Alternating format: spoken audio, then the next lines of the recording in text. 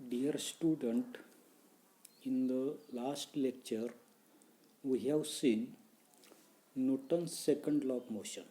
विद्यार्थी मित्रांनो, मागच्या तासाला आपण त्या ठिकाणी न्यूटनचा असणारा जो काही दुसरा नियम जो आहे तर तो दुसरा नियम त्या ठिकाणी पाहिला. त्याच्यानंतर असणारे जे काही मोमेंटम जे आहे तर ते मोमेंटम आपण त्या ठिकाणी पाहिलं की momentum is the product of mass and velocity of an object. आपण पाहिलं की या ठिकाणी असणारा जे काही संवेग जो आहे तर तो संवेग म्हणजे त्या ठिकाणी वस्तुमान आणि पदार्थाचा असणारा जो काही वेग जो आहे तर त्या दोघांचं त्या ठिकाणी काय असतं तर त्या ठिकाणी प्रॉडक्ट म्हणजे त्यांच्या गुणाकार एवढं त्या ठिकाणी असतं. त्याच्यानंतर आपण त्या ठिकाणी असणारा जो काही Newton second law of motion जो आहे तर तो त्या ठिकाणी पाहिला. तर rate of change of momentum is directly proportional to the applied force and the change of the momentums occurs in the direction of the force. म्हणजे संवेग परिवर्तनाचा असणारा जो काही दर जो आहे तर तो दर प्रयुक्त बलाशी त्या ठिकाणी समानुपाती असतो आणि संवेग परिवर्तन जे आहे तर ते संवेग परिवर्तन बलाच्या दिशेने त्या ठिकाणी होतं. याच्यावरून आपल्याला त्या ठिकाणी असणारा जो काही rate of change of momentum जो आहे तर तो rate of change of momentum त्या ठिकाणी आपल्याला मिळताना दिसतो. म्हणजेच F is equal to M A हे असणारं जे काही इक्वेशन जे आहे तर ते इक्वेशन आपल्याला त्या ठिकाणी मिळताना दिसतं. याच्यानंतरचा पुढचा भाग पहा काय दिलेला आहे की consider two objects having different masses which are initially at rest. की सुरुवातीस विराम अवस्थेत असणारे दोन वेगवेगळ्या वस्तुमानाच्या असणाऱ्या ज्या काही वस्तू ज्या आहेत तर त्या वस्तू आपल्याला त्या ठिकाणी विचारात घ्यायच्या. The initial momentum for both is zero. दोन्ही असणाऱ्या जे काही वस्तू ज्या आहेत तर त्या वस्तूंचा सुरुवातीचा असणारा जो काही मोमेंटम संवेग जो आहे तर तो संवेग त्या ठिकाणी शून्य असेल. Suppose a force F acts for time T on both object. आणि समजा या असणाऱ्या ज्या काही दोन्ही वस्तू ज्या आहेत तर त्या दोन्ही वस्तूंवर विशिष्ट कालावधी म्हणजे टी हा जो काही कालावधी जो आहे तर तो कालावधीसाठी ठराविक अशा प्रकारचं असणारे जे काही बल जे आहे तर ते बल काय केलं तर त्या वस्तूवर त्या ठिकाणी प्रयुक्त केलं. तर पहा पुढे काय दिलेलं आहे. The lighter objects start moving faster than the heavier object.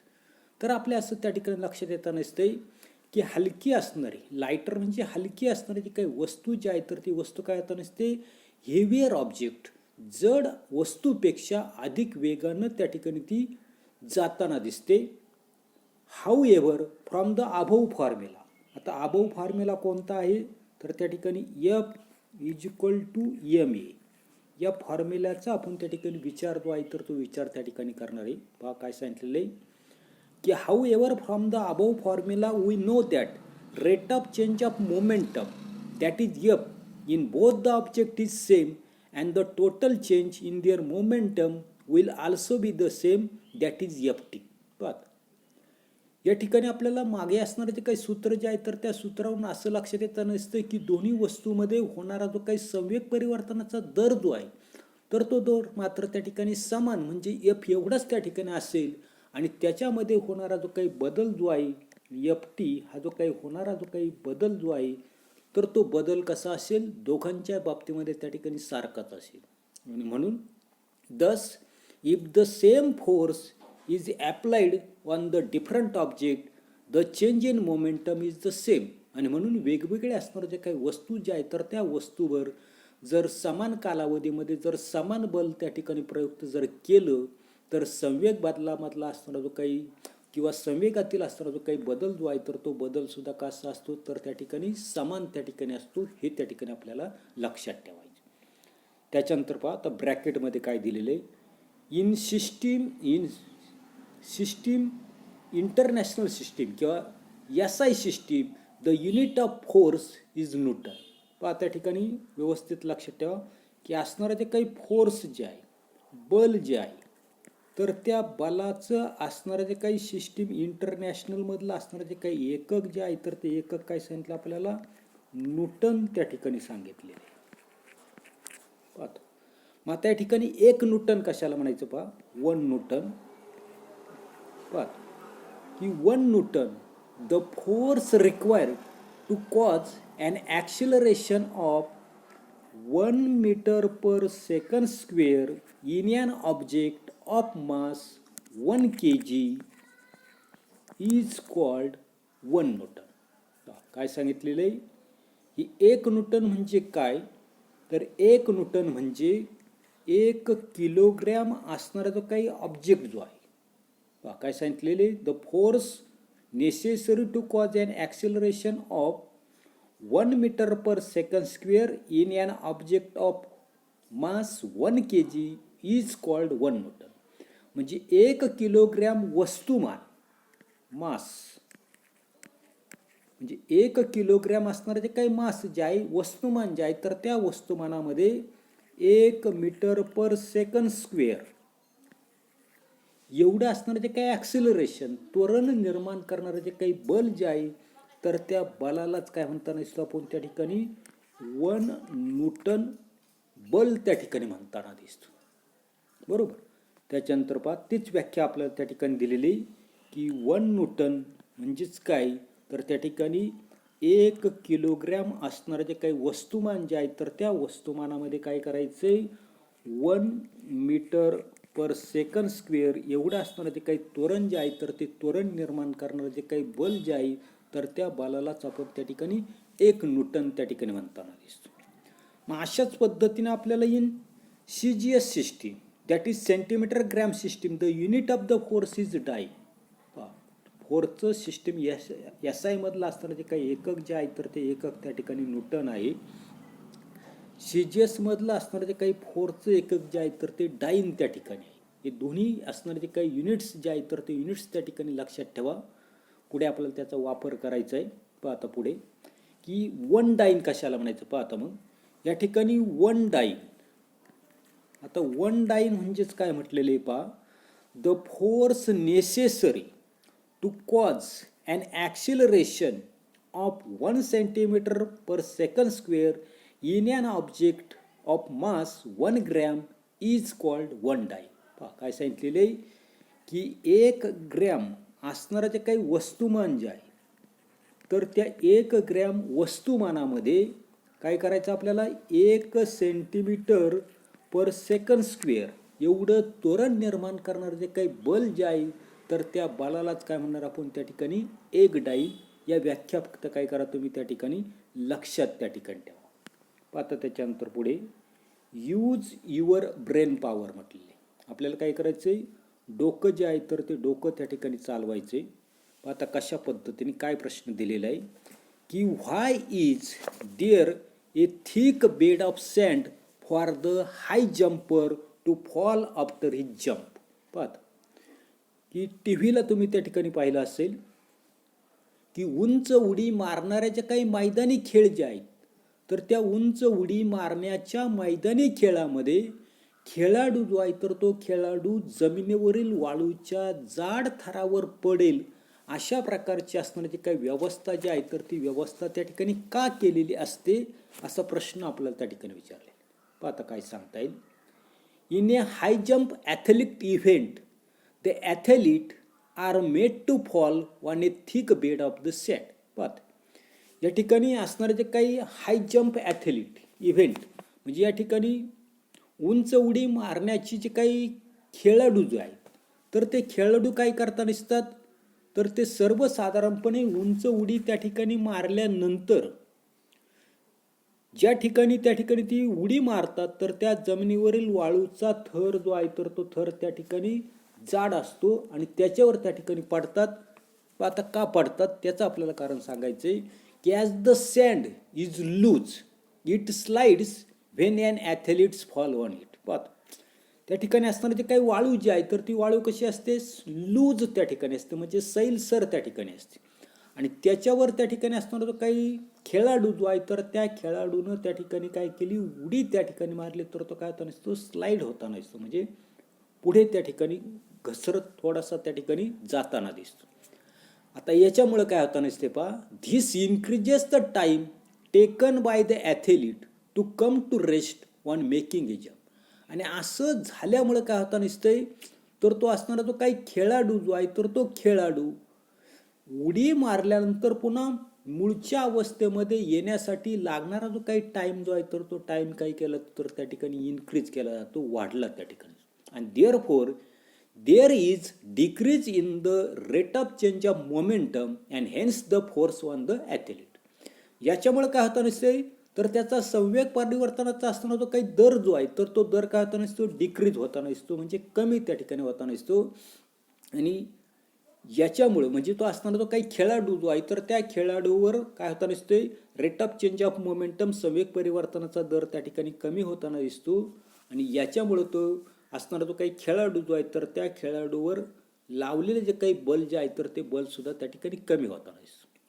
आता पुढे this reduces the risk of the injury to the athlete. आणि याच्यामुळे काय होतं असते, उडी मारल्यानंतर तो असताना तो काही खेळाडू जो आहे तर त्या खेळाडूला इजा होण्याची जी काही शक्यता जी आहे तर ती शक्यता काय होता नसते तर त्या ठिकाणी ती कमी होताना दिसते. बरोबर. त्याच्यानंतर पहा पुढे आपल्याला लेटस्ट ट्राय दिस, म्हणजे या ठिकाणी हे करून पाहिलं आपल्याला त्या ठिकाणी सांगितलेले. पहा आता या ठिकाणी काय काय सांगितले. पहा take a plastic boat and make a hole at its rear end. पहा एक काय करायची तर त्या ठिकाणी असणारी जी काही प्लास्टिक जे आहे तर त्या प्लास्टिकची असणारी जी काही बोट जी आहे तर ती बोट आपल्याला त्या ठिकाणी घ्यायला सांगितली. बरोबर. पाहतो आणि काय करायला सांगितले तर काय सांगितले, मागच्या बाजूला छिद्र असणारी एक प्लास्टिकची असणारी काही बोट जी आहे तर ती बोट त्या ठिकाणी घ्यायची. पुढे inflate a balloon and fix it on the hole in the boat. त्याच्यानंतर एक फुगा जो आहे तर त्या फुग्यामध्ये काय करायची, हवा भरून तो होडीच्या छिद्रावर लावायचा. आणि पुढे काय सांगितलं आपल्याला, release the boat in the water. म्हणजे फुगा जो आहे तर त्या फुग्यामध्ये हवा भरून तो काय करायचा आहे की बोट त्या फुग्यासह काय करायची, पाणी जे आहे तर त्या पाण्यामध्ये त्या ठिकाणी सोडायची. आता काय सांगितले पुढे, what happens to the boat as the air in the balloon escape slowly why. जसजशी फुगा जो आहे तर त्या फुग्यामधली असणारी काय हवा जी आहे तर ती हवा काय होईल, या बोटीला असणारे काही छिद्र जे आहे तर त्या छिद्राच्या मार्फत त्या ठिकाणी काय होईल, बाहेर पडेल. तसा ती असणारी काही बोट जी आहे तर त्या बोटीवर काय परिणाम होईल हे आपल्याला त्या ठिकाणी विचारलेले. पण आता काय सांगता येईल की as the air in the balloon escape slowly the boat moves in the opposite direction. पाहत काय सांगितलेले की जसजशी तो असणारा जो काही फुगा जो आहे तर त्या फुग्यामधली हवा जी आहे तर ती बाहेर येईल तसतशी ती असणारी जी काही बोट जी आहे तर ती बोट काय होता नसते, विरुद्ध दिशेला त्या ठिकाणी मूव्ह होता नसते. म्हणजे उदाहरणार्थ हवा जी आहे तर ती हवा जर वरच्या दिशेला जर जात असेल तर बोट जी आहे तर ती बोट काय होता नसते, खालच्या दिशेला त्या ठिकाणी जाताना दिसते. आणि this is due to the force exerted by the air on the boat. आता असं का होताना दिसतंय तर या ठिकाणी आपल्या लक्षात येताना दिसते की फुग्यामध्ये असणारी जी काही हवा जी आहे तर ती हवा काय करता नसते, ती असणारी जी काही बोट जी आहे तर त्या बोटीवर काय होता नसते, खालच्या दिशे म्हणजे हवा जी आहे तर ती हवा त्या ठिकाणी वर जाताना दिसते. आणि ती हवा काय करता नसते, ती असणारी जी काही बोट जी आहे तर त्या बोटीवर खालच्या दिशेने काय करता नसते, बल जे आहे तर ते बल त्या ठिकाणी लावताना दिसते येते. आणि याच्यावरून आपल्याला पुढे त्या ठिकाणी न्यूटनचा असणारा जो काही गतिविषयक असणारा जो काही तिसरा नियम जो आहे तर तो तिसरा नियम आपल्याला त्या ठिकाणी पाहिजे. पहा ह्याच्यावरून आपल्याला काय पाहिजे की Newton's third law of motion त्या ठिकाणी पाहिजे. न्यूटनचा असणारा जो काही गतिविषयक तिसरा नियम जो आहे तर त्या तिसऱ्या नियमाचा आपल्याला या ठिकाणी जी काही उदाहरणं आपण पाहिली तर त्याचा त्या ठिकाणी विचार जो आहे तर तो विचार आपल्याला त्या ठिकाणी करायचा. पहा आता काय सांगितलेले की we have learned about force and its effect on an object through Newton's first and second law of motion.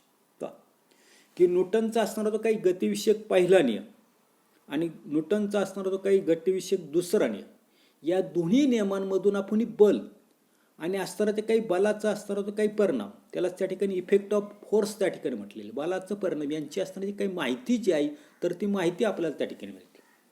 How ever in nature force cannot act alone.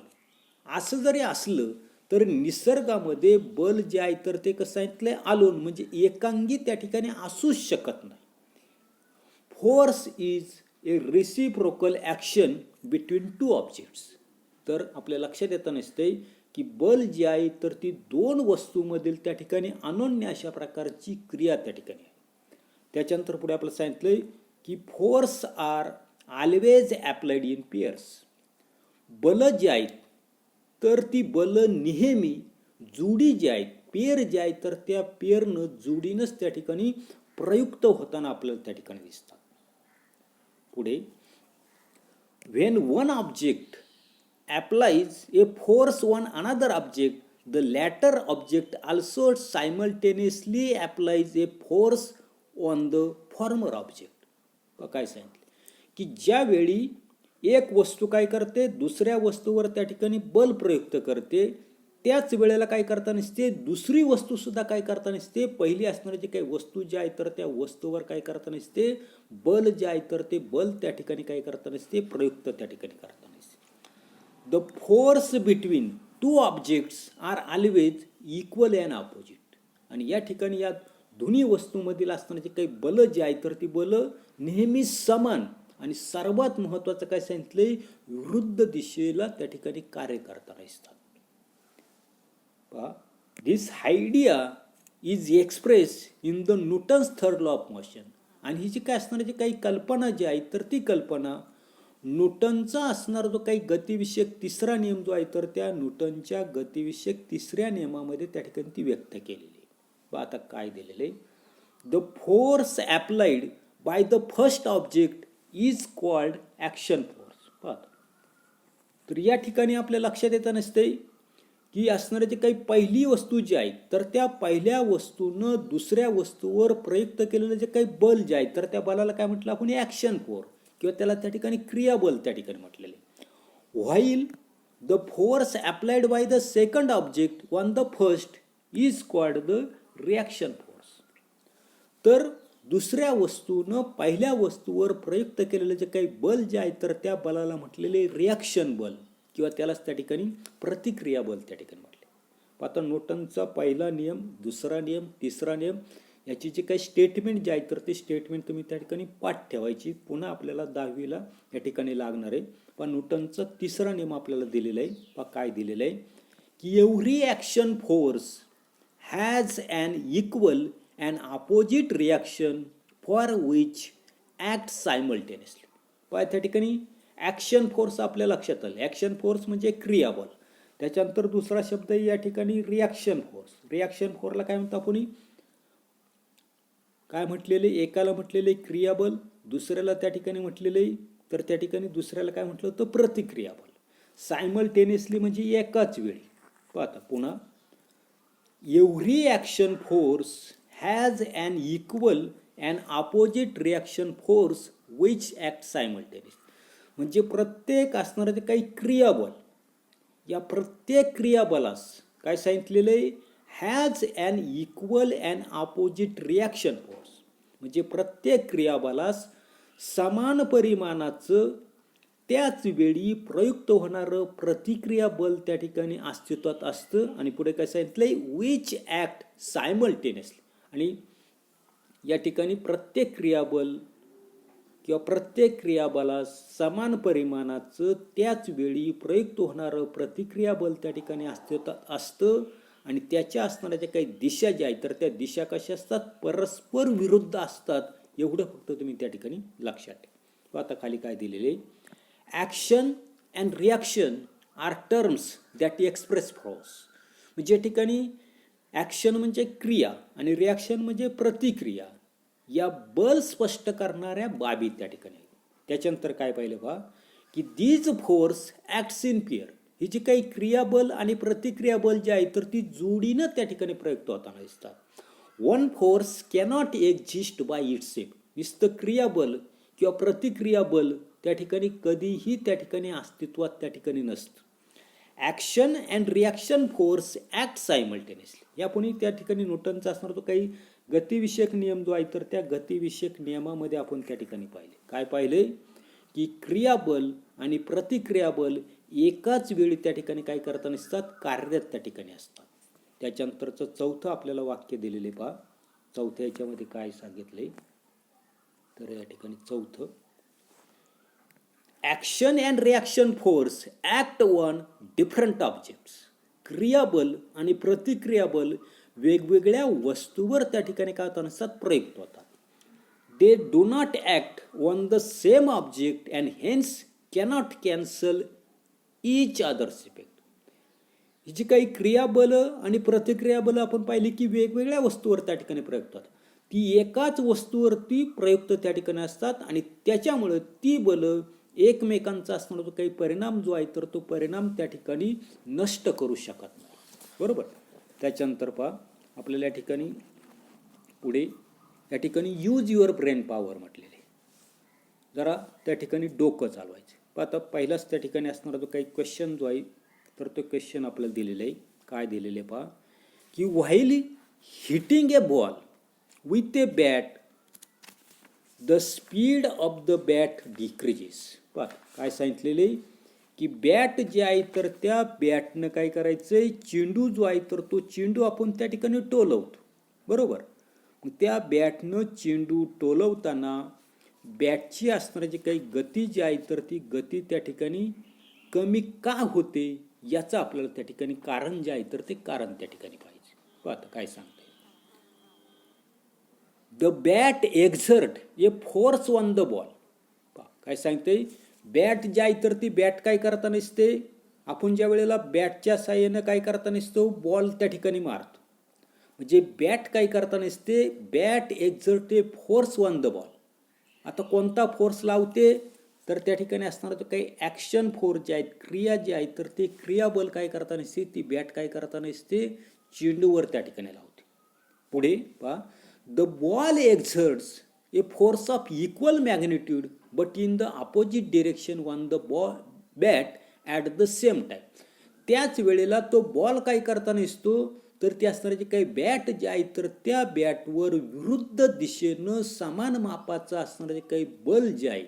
आता हे जे काही बल जे असणार आहे बॅटनं लावलेलं तर ते असणारे रिॲक्शन फोर्स तर ते काय करता नसते ती बॉल काय करतो तर त्या बॅटवर रिॲक्शन फोर्स त्या ठिकाणी लावता नसतो आणि hence the speed of the bat decreases. आणि याच्यामुळे काय होतं नसते तर ते बॅटचं असणारं जे काही स्पीड जे आहे तर ते स्पीड कमी होतं. म्हणजे मारताना मात्र कसं असतं जोरात असतं बॉल मारल्यानंतर ते स्पीड जे आहे तर ते स्पीड काय होतं कमी होतं. पुन्हा एकदा लक्षात ठेवा ज्या वेळेला आपण बॅट जो आहे तर त्या बॅटने बॉल मारतो म्हणजे बॅट काय करता नसते बॉल जो आहे तर त्या बॉलवर ॲक्शन फोर्स लावते क्रियाबल लावते.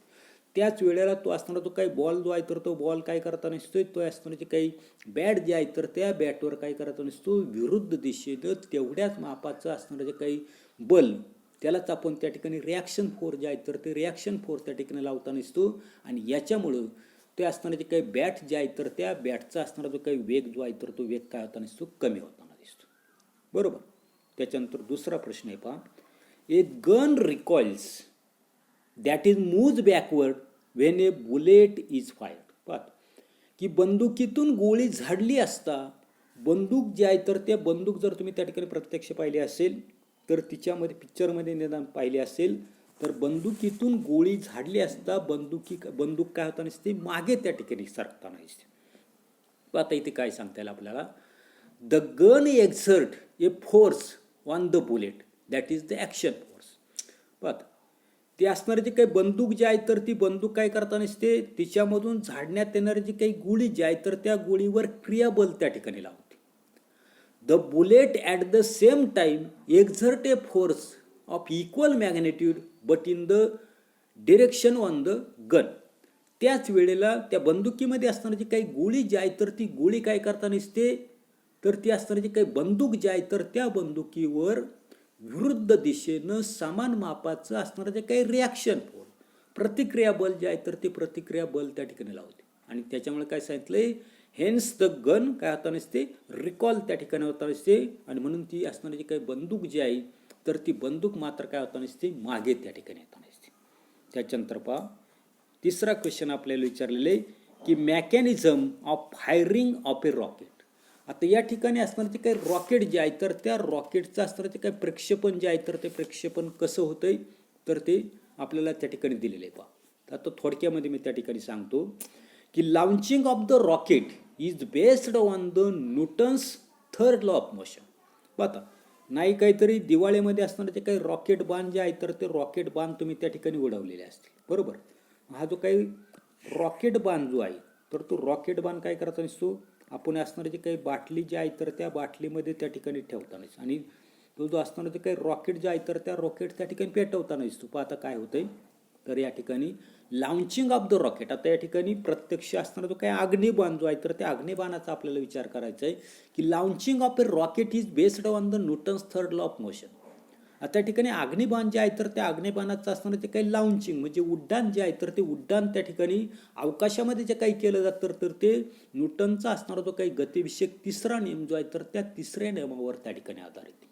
आता काय सांगितलेलं आहे, when the fuel in the rocket is ignited it burns as a result of the chemical reaction and compressed hot gas are thrown out with a tremendous force in the downward direction through a small opening in the tail of the rocket.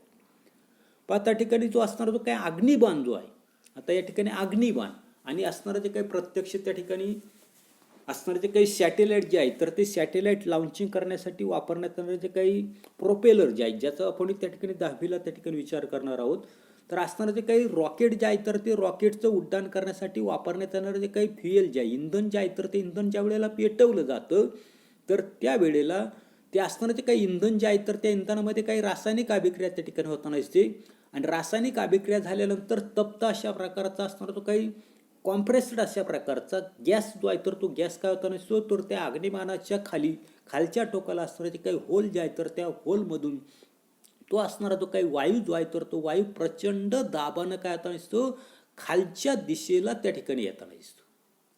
At the same time the escaping gases exert an equal and opposite force of the reaction on the rocket in the oppose direction.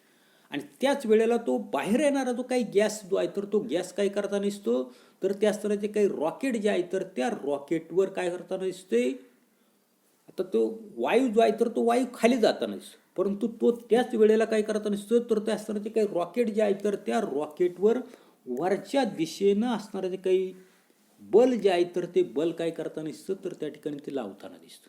As this force is greater than the net downward force due to gravity and air resistance, the velocity of the rocket increases as it moves upward.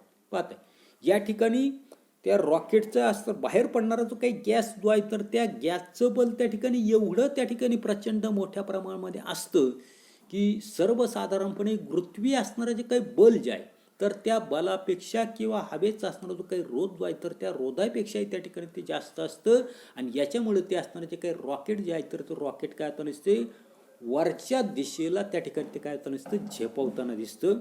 अशा पद्धतीनं आपल्याला त्या ठिकाणी mechanism of firing of A rocket आपल्याला त्या ठिकाणी सांगता येईल. ही सर्वच्या सर्व असणारे जे काही उदाहरणं जे आहेत तर ती उदाहरणं न्यूटनचा असणारा जो काही तिसरा नियम जो आहे तर त्या तिसऱ्या नियमाच्या आधारे आपण त्या ठिकाणी स्पष्ट केले. पण एवढाच असणारा जो काही भाग जो आहे तर तो भाग आपण या तासाला पाहणार आहोत. पुढील भाग पुढील तासाला पाहू. धन्यवाद.